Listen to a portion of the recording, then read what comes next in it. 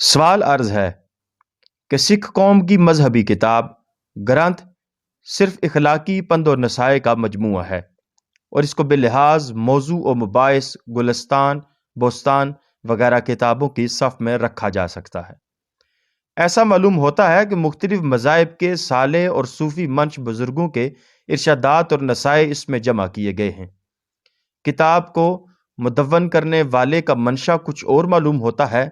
مگر اس منشا کے بالکل خلاف اب یہ ایک قوم کی الہامی کتاب بن گئی ہے۔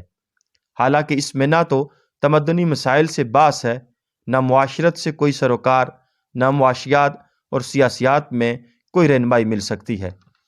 مگر میری عقل کام نہیں کرتی کہ تعلیم یافتہ اور ذہین لوگ تک کیوں اس پر مطمئن ہیں۔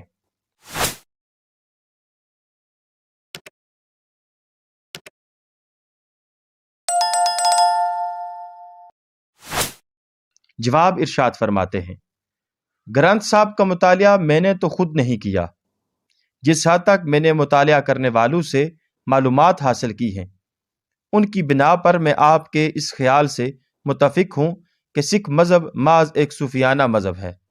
اور اس میں انسان کی زندگی کے بڑے بڑے مسائل مثلا تمدن و معاشرت، سیاست و معیشت، عدالت و قانون، صلح و جنگ وغیرہ کے متعلق کوئی ایسی ہدایت موجود نہیں ہے